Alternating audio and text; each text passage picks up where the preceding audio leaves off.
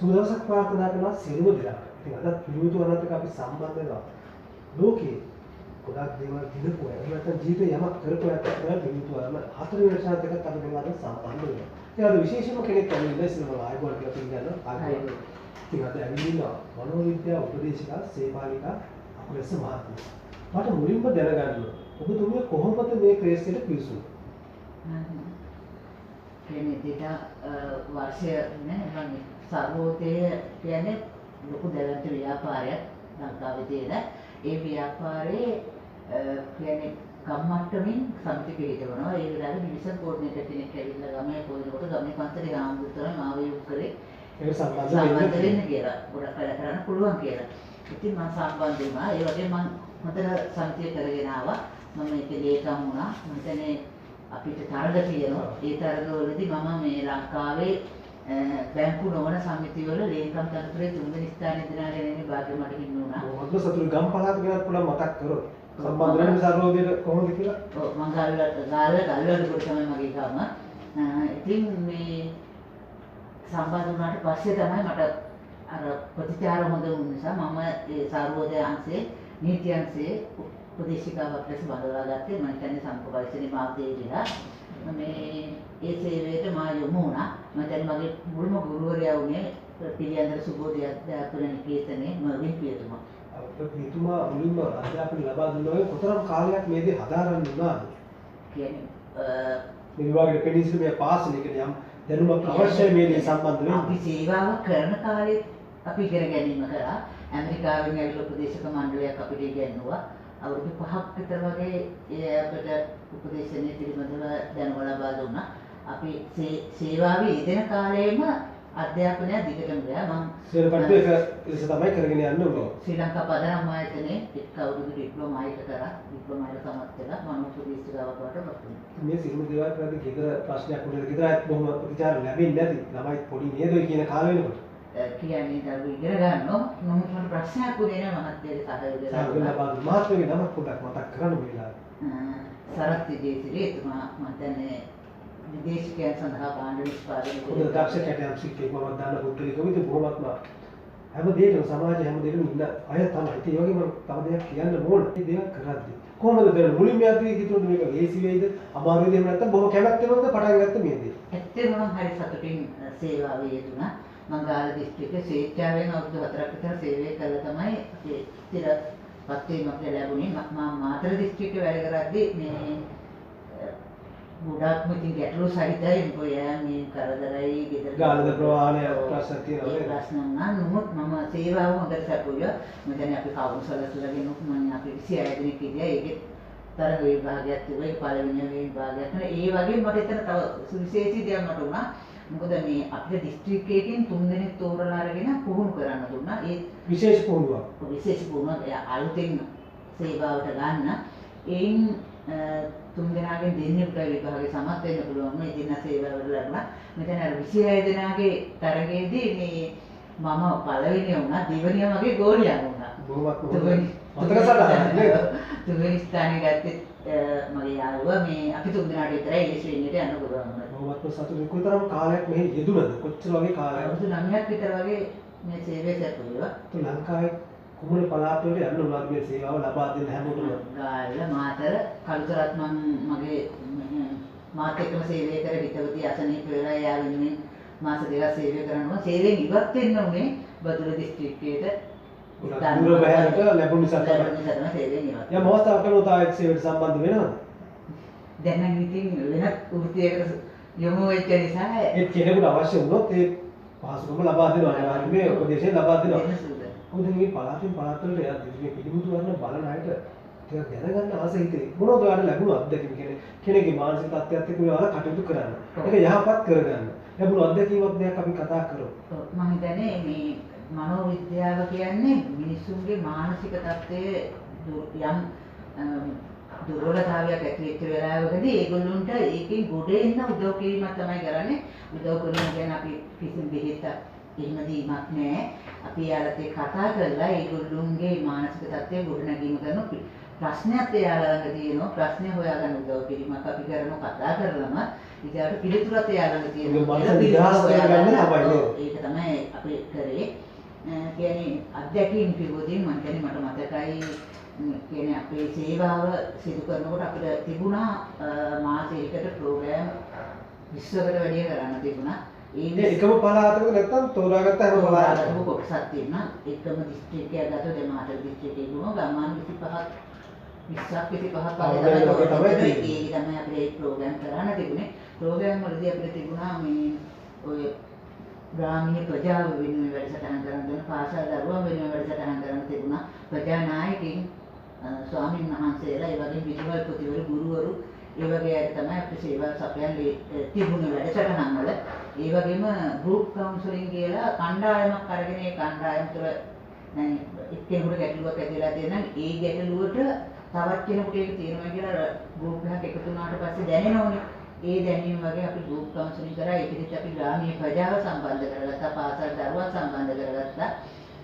වැන්දපු පිරිස වැන්දපු වුණාට පස්සේ ඒගොල්ලෝ අසරණයි කියලා ඒගොල්ලෝ පීඩක් අවශ්‍ය නැහැ.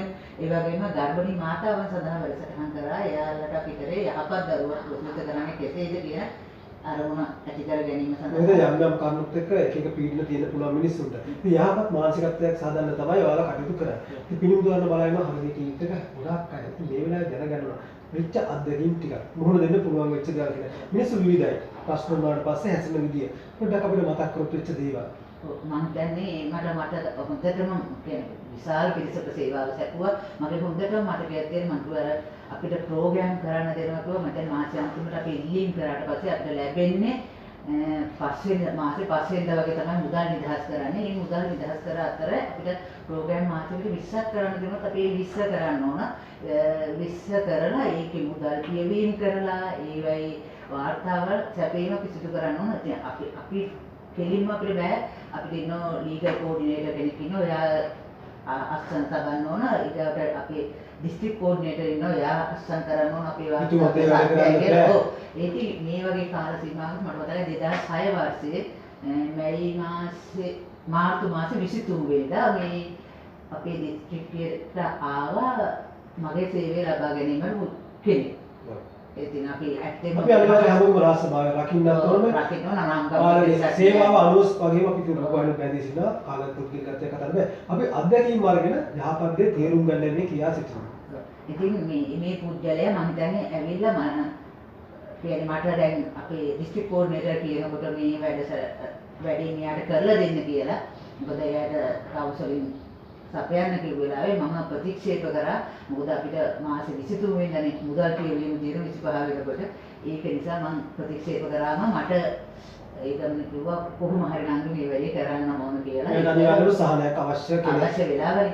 ඊගාට මූලස්ථානට අවසර ගත්තා. මූලස්ථානික අපේ කාර්යයකනේ පුජ්‍යල උපදේශනේ නිදාස් කළා. අපේ තියෙන වැඩ කටයුතු නිදාස් කළා අවසර දුන්නා. ඔව් ඒක මට දුන්න සතියක් කාලය දෙන්නම් වට මුදල් පියවීමට මේ කාර්යය කරන්න කියලා. ඉතින් මම ඒ පුජ්‍යලේ අරගත්තා.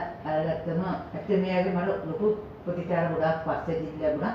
කියන්නේ මේ අපේ සිදුවීම කිව්වොත් මොකක්ද වෙලා තිබුණේ පුද්ගලයා? එයා දින 15ක් තිස්සේ තමන්ගේ දරුවත් අරගෙන ලංකාව පුරාම ඇවිද්දා කිව්වා කවුන්සලර් කෙනෙක් හොයාගෙන. උපදේශයක් අවශ්‍ය වෙලාව. ඉතින් යාම රත්නපුරේදී යට කිව්වා ඔයා උත්තර යන්නේ මොකටද? ඔයාලා මාතරම ඉන්න ඕනේද? සර්වෝදයාචාර්ය හොඳ කවුන්සලර් කෙනෙක්. එයාව හමු වෙන්න කියලා. ඉතින් ඒ අරව යට විලා තිබුණේ එයාගේ දරුවෝ සල්ලි තියෙන පවුලක්. හෝටලයක් එකතු තිබිලා තියෙනවා. සුනාමියත් එක්ක ඒක සේරම විනාශ වෙලා දරුවෝ දෙන්නට ඉදම බෙදලා දුන්නට පොඩි මතක ගැටුමක් ඇති වෙලා. මතක ගැටුමක් ඇති වෙලා දරුවෝ දෙන්න අතරේ ඉතින් මේ බාල පුතා ටික මන්ද බුද්ධිකයි. එයා තමයි මේ ප්‍රශ්නේ ඇති වෙලා තිබුණේ. එයාත් අරගෙන ගියා මේ තාත්තා අන්නතර වෙන්නේ පීඩක් හොයාගෙන. ඉතින් ඒ වෙලාවේ මේ තාත්තා මට සිද්ධිය කිව්වා. ඉතින් සිද්ධිය කිව්වට පස්සේ ඊට පස්සේ මට විනාඩි 45ක් වගේ තමයි අපිට ක්ලයන්ට් කෙනෙක් එක්ක කතා කරන්න පුළුවන්. දවසකට නෙමෙයි. ඒ අපි ගත්තට පස්සේ අපි එයත් එක්ක රැඳෙන්න ඕන විනාඩි 45ක් කාලේ. ඉතින් අපි එයත් එක්ක කතා කරාට පස්සේ ඊට පස්සේ මට එයාගේ පුතත් එක්ක කතා කරන්න අවස්ථාව මම ගත්තා. ඉතින් පුතා කියන්නේ මට මේ ගෙදර ඉන්නම බෑ, එයත් එක්ක ඉන්න බෑ. එහෙම කියලාම තමයි කියන්නේ. ඉතින් මට සිදු වුණා දින 3ක් මේගොල්ලෝ පිටින් පිට අරගෙන මේ පුතා මං දන්නවා ගොඩක් හොඳ පවුලක හොඳ වැදගත් විදිහට ඇත්ත දරුවෝ මේ පිටට ඉන්න බෑ කියන එක දැනුණා. නමුත් අපි ඒක කියන්නේ නැහැ ඒගොල්ලන්ට. එයාලට ඒක අවබෝධ කරගන්න සරසයෙන් තමයි අපි කරන්නේ. ඉතින් මම එයාව මගේ හිතවතෙක් ගෙදර කඩේක නැවැත්තුවා. නවත්තලා දින 3ක් විතර එයා ඉඳලා මට නැගිනවා අනිත් මට ඉන්න බෑ. මාව පුරුදු වෙච්ච විදිහත් එක්ක ඉන්න බෑ කොහොමද? ඒක කියන්න කියලා. ඒ කාල සීමාව තුළ මම අර අයියව මුණ ගැහිලා ඒ තාත්තා හොවා කොහොමද දැන් මේ අයියව මුණ ගැහෙන්නේ කියලා මම කොහේ නෑ ඒකට අපි ඒක ක්‍රමවේද තියෙනවා ඒක කරන්න කියලා මොකද මම ප්‍රෝග්‍රෑම් කරනවා අපේ හෝටල් එකක් නේ ඒකේ අපිට පුළුවන් වැඩසටහනක් කරන්න ඒකේ මාර්ගයෙන් මම එයාව මුණ ගැහිලා මේ අවශ්‍ය කරුණු පහර ගන්න පුළුවන් කියන එක පැහැදිලි කරා මම බොහොම සාර්ථකව දින මම දැන් සත්‍ය විතර කාල සීමාව තුළ ඒ ප්‍රශ්න සම්පූර්ණම නිරාකරණය කරගත්ත මට ගොඩාක් ප්‍රතිචාර ආවා. ඒ තාත්තා මට ගොඩක් පිළියම් කරා. අනේ ඔයිට වැඩිය ගොඩක් අය පිළිහිට වෙන්න අවශ්‍ය අපිට රූට් එකක් තියෙනවා. ඒ රූට් එක පිටට යන්න බැරි නිසා මම ඒක යට පැහැදිලි කරා. කොහොම හරි ඒ දරුවත් සාර්ථක හොඳ තැනකට මාවා. තව දෙයක් තියෙනවා මතක් කරගන්න මේ ඒ වගේම ඉතින් මට තව තියෙන අපි ග්‍රාමීය ප්‍රජා වැඩසටහන් කරනවා. ඒ ග්‍රාමීය ප්‍රජා වැඩසටහන් කරනකොට මේ එක වැඩසටහනකට ආව දුවක් ඒ දුව ඇවිල්ලා දැන් කියලා මේ වැඩසටහනට එන්න ඕන මම නෙවෙයි මගේ අම්මා කියලා. මම නෙවෙයි ඇයි කියලා එයාව අරගෙන මම කතා කරාම එයා කිව්වා මගේ අම්මා මානසික රෝගියෙක් වෙලා ගාලා කරාපිටිය රෝගලේ මේ වාසිකව ප්‍රතිකාර ගන්නවා කිව්වා. ඉතින් මම එයාට දිනයක් වෙලාවක් ස්ථානයක් දැනුම් දීලා එයාගේ අම්මව ගෙන්න ගත්තා. ගෙන්න ගත්තට පස්සේ එයා අඬ ඇවිල්ලා තිබුණේ මේ මට බෑ තවත් පිළිස් කරන්න බෑ කියන තීරණයෙන් ආවා. ඇවිල්ලා මේ නමුත් මම එයා පෞද්ගලිකව වරන් එයාගේ ප්‍රශ්නේ කතා කරාට පස්සේ එයා දිගින් දිගටම මාව මුණ ගැහෙන්න අවශ්‍යයි කියා මේ ඉල්ලීම් කළා තිබුණා. මම කොහොමවත් දින 5ක් වගේ අපේ කතා කරලා එයා හොඳටම සුව වුණා. සුව වෙලා නේවාසික ප්‍රතිකාර ගැනීම නතර වුණා. එයාගේ දර බොහොම ලස්සනට ඊට පස්සේ හොඳට ඉතින් කියන්නේ එයාගේ ගැටලුවේදී අර ගේ අතු ගාගෙන යනවලු භාගයට අතු ගාලා පොස පැත්තකින් තියලා වාඩි වෙලා කල්පනා කර යනවා පීඩනෙත් එක්ක යන බලා ගන්න බෑ. ඒක කියන දේ මතකත් නැහැ. විවිධ විකාර කරන්න පටන් ගන්නවා. ඔව්. ඉතින් කියන්නේ රෝගී එක් විදියම තමයි ඉඳලා තියෙන මූණ හොදන්න නැතුව ඇඳුමක් අන් පිළිසිදු ඇඳුමක් අඳින්නේ නැති. එහෙමද? මේ දැන් මේ දින 5 කතා කරාට පස්සේ මෙයා හොඳ තත්ත්වයටම ආවා. අපිට ලබාගත් පුහුණුව සහ අත්දැකීම් එක්ක තමයි සියල්ල සිද්ධ වෙන්නේ නේද? ඉතින් ඒ අම්මා මේ දැන් මම කරා මාතර තොටමුණ රජමහා විහාරයේ වැඩසටහනක් කරා. ඒක අපිට ලංකාවේ ඔක්කොම කවුන්සලර්ස් ටික අපිට සම්බන්ධ කරගත්තා අපි. මේ ඉතින්ට අපේ ට්‍රාන්ස්ලා මාතර දිස්ත්‍රික්කේ ට්‍රාන්ස්ලා ගෙන ගත්ත 100 ගණන් විතර වගේ සම්බන්ධ වුණා.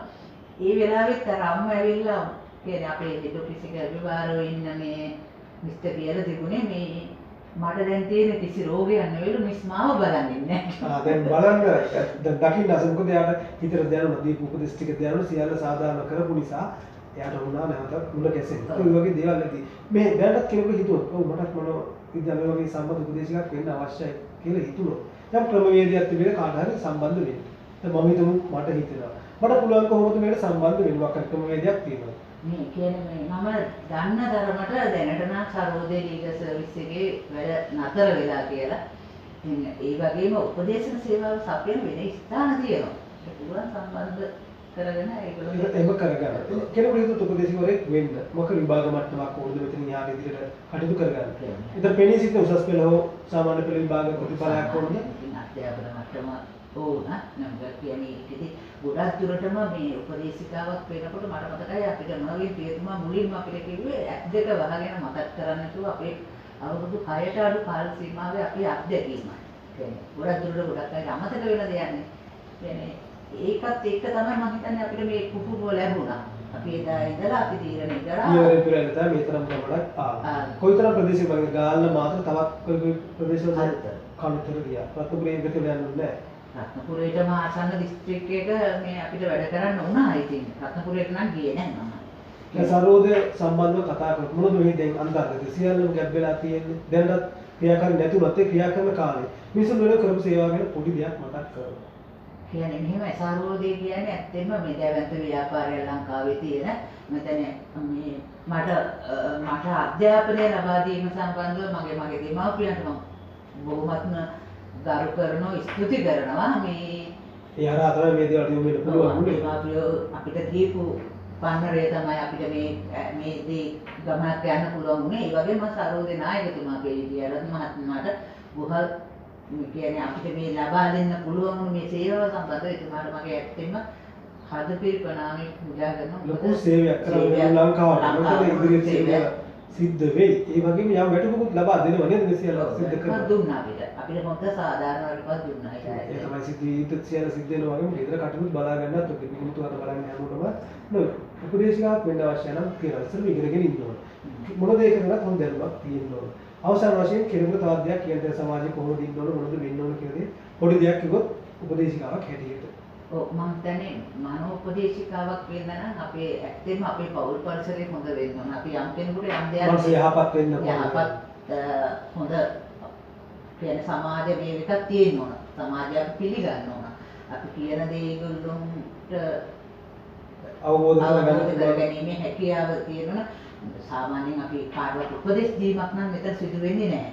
එයාගේ ගැටලුවට අපි හොඳින් සවන් දීගෙන ඉඳලා එයාට අවශ්‍ය දේ තමයි කරන්නේ. ට්‍රීට්මන්ට් දෙන්න අවශ්‍ය විදිය. කෙනෙකුටගේ වෙනස් වෙන්න පුළුවන් අවශ්‍ය දේ. ඒක තේරුම් ගන්න එක තමයි උපදේශකවරියගේ යුතුයකම. මම හිතන්නේ ඉතින් ගොඩක් අත්දැකීම් මේක මෙතෙන් ආපු වෙලාව. දැන් අපි කාල වේලාවක් හරි අයට සමු දෙන්න. ඉතින් බොහොමත් ස්තුතියි විනෝද වර්ණත් එක්ක හර්දියට ටීවීත් එක්ක සම්බන්ධ වුණා. ඔන්න ආයෙත් අපි විනෝද වර්ණත් එක්ක සම්බන්ධ වෙනවා. හර්දියට විනෝද වර්ණ දෙන වෙලාව. තවත් ලස්සන අත්දැකීමක්. ඒ කියන්නේ එක එක්කෙනා විවිධ මාධ්‍ය යොදා ගන්නවා. තමන්ගේ අදහස් එහෙම නැත්නම් සමාජයට යමක් දෙන්න. තමයි අත්දැකීමක් වෙන්න පුළුවන්. ඒක තමයි කෙටි චිත්‍රපටි මාධ්‍යයත් ඒ වගේම දෙයක්. ඒ වගේ දෙයක් තමයි මේ කරන්නේ. Short film. ඉතින් මේ වෙලාවේ අපි ලස්සන මැංගෝ ට්‍රී කියන කෙටි චිත්‍රපටි. ඒකෙත් තියෙන්නේ සමාජයේ එක් පැතිකඩක් බොහොම අපූර්වට විදහා දක්වනවා. අපි නරඹලා විරාමයකට යනවා. විරාමයෙන් පස්සේ අපි ආයේ විනිමුතු අනාතක සම්බන්ධ වෙනවා. ලෝකයේ විවිධ ලස්සන දේවල් පෙන්වනවා වගේ අපේ රටේ විවිධ වෘත්තීන් කරන අය සියල්ලම හඳුන්වා දෙනවා මුළු ලෝකයටම සමාජික දක්ෂතා පෙන්වනවා. මේ වෙලාව අපිත් එක්ක සම්බන්ධ වෙනවා. අපි ලස්සන චිත්‍රපටයක් නරඹුවා ඊළඟට ඉස්සෙල්ලා මැංගෝ ට්‍රී කියලා. බොහොමත්ම ගැඹුරු අර්ථයක් තියෙනවා. මොකද මේ සමාජයේ හැමෝටම වෙන සිද්ධියක්. ඉතින් ඔය හදපු වෙනත් අද අපිත් එක්ක සම්බන්ධ වෙනවා. මුලින්ම මම ආයෙත් වටේ පිළිගන්නවා. මනෝජ් ජයසුන්දර අධ්‍යක්ෂකතුමා තමයි ඉතින් මේ ඉන්නේ මැංගෝ ට්‍රී චිත්‍රපටිය වගේම කෙටි චිත්‍රපට තව රාශියක් තියෙනවා. ඉදිරියට කරන්නත් තියෙනවා. ඒ වගේම ලස්සන තවත් චිත්‍රපටයක් ඔයාලට බලන්න පුළුවන් අද සකිසඳ නොදුටු සඳ. මේ සකිසඳ ගැන පොඩ්ඩක් කතා කරමු. මොකක්ද මේ ගැප් වෙන්නේ? සකිසඳ නොදුටු සඳ කෙටි චිත්‍රපටයේ සඳහන් වෙන්නේ සමාජයේ දෙමාපියන්ට නොසලකා හැරීම කියන දේ. ඒකද අපි තාමත් දන්නවා අපේ රට බෞද්ධ රටක්. අම්මලා තාත්තලා පහරේ දාලා යන සමාජයක් අදට මේ රටේ තියෙනවා. මම හිතන්නේ බුදුන් දේශනා කළ දේ හරියට ගත්තනම් මේ තරම් ළමා නිවාස මහල් වඩම් තියෙන්න බෑ ලංකාවේ. ඔව් කියන්නේ. ඉතින් මම සකිසඳ නොදුටු සඳ කෙටි චිත්‍රපටයෙන් කියන්න හදන්නේ එක්තරා මේ වගේ සිද්ධියක්. පුතෙක් තමන්ගේ අම්මයි තාත්තයි ඇස් දෙක ඉන්න නැති අම්මයි තාත්තයි පාරේ අතරමං කරලා යනවා යාළුවන්ගේ කීමට. යාළුවෝ ඒ පැත්තට නැඹුරු කරගන්නවා. මොකද යාට උණ ගැසෙන්නේ හොඳ අය නෙවෙයි සමාජයේ ටිකක් අනවශ්‍ය විදිහට හැසිරෙන අය තමයි. නරක සමාජයට ගිහිල්ලා ඒ නරක සමාජයේ ආවාද ඒව අරගෙන අම්මයි තාත්තා අතරමං කරලා යනවා. අවසානයේදී ඔහුගේ ඒ පුතාට වකුගඩුවක් හැදිලා වකුගඩුවක් දෙන්න මිත්‍රයෙක් නැති වෙනවා. අවසානයේ අතරමං කරලා ගිහපු අම්මයි තාත්තා තමයි ඉදිරිපත් වෙන්නේ හම්බෙන් වෛද්‍යවරයෙක් මුණ ගිහලා හම්බයක් සිද්ධ වෙලා මේ පුතාට පිනකට දෙමාපියන් ආයෙත් මුණ ගැසෙනවා නේද? ඒ සියල්ල සිද්ධ වෙන විලාසයක සම්බන්ධ වෙච්ච එක පොඩ්ඩක් කතා කරමු. මේකේ ඇත්තම අධ්‍යක්ෂණය තිරපිටක සහ නිෂ්පාදනය කරනවා. සහාය අධ්‍යක්ෂණය කරේ චැනල් ප්‍රතිතුමා. පස්සේ වේශ නිරූපණය කලා අධ්‍යක්ෂණය සහ ඇඳුම් නිර්මාණය කරේ හිරාන් සෙනගත් අයියා. තුරාංගල උදාහරණයක් වෙනවා තාස්තික චරිතේ. ඔව් පියාගේ චරිතය කරේ හිරාන් සෙනගත් අයියා. අම්මගේ චරිතය කරේ අනුෂ්කා දනගේ අක්කා. මිත්‍රයන් ලෙස සම්බන්ධ වුණා සමන්ත විමල්. සමන්ත විමල් තමයි කැමරාකරණයත් උදව් කරේ. බොහොම ලොකු සේවාවක් කරා චිත්‍රපටය කරන වෙලාවේ. මිතුරන් විදිහට සම්බන්ධ වුණා නම් සමන්ත චානක සමන්ත චානක කසුන් කියන කසුන් ඔබ හිතිය ප්‍රධාන මේ සියල්ලම සිද්ධ ලස්සන මාතෘකාවක් වගේම හොඳ අර්ථයක් තියෙනවා. දුවා දරුවන්ට බලන්න ඕන චිත්‍රපටියක්. අපි ඒක පැත්තකින් ඉඳලා ආයෙත් යනවා අපි නරඹමු මැංගෝ ට්‍රී එක ගැන අහන්න. ඒකෙන් මොකක්ද දෙන ආදර්ශය? මැංගෝ ට්‍රී කියන්නේ අපිට ගොඩාක් වෙනස් චිත්‍රපටයක්. ඒකේ බොහොම සුළු වෙලාවකින් ලොකු ගැඹුරු අර්ථයක් දෙනවා. දෙනවා. ඒකේ සංගීත ඡාපයක් තියෙන්නේ. ඒකෙදි මම කියන උත්සාහ කරන්නේ අපි පොඩි කාලේ ඉඳලා දැකපු දේශපාලන වාතාවරණයක් තියෙනවා මේ රටේ. අපි දන්නවා අපි ඡන්දය දීලා දේශපාලඥයන් පාර්ලිමේන්තුවට යවනවා. අපි බලාපොරොත්තු වෙන සියල්ල සිද්ධ වෙයි කියලා පොඩි. ඔව්.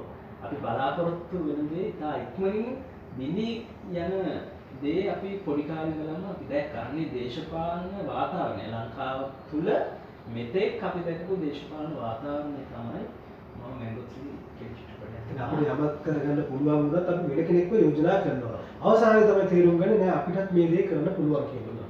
ඒක තමයි තාත් ඉදිරියේ වැඩ කටයුතු මොනවද කරන්න හිතාගෙන ඉන්නේ. ඉදිරියේදී ස්ටේජ් ඩ්‍රාමා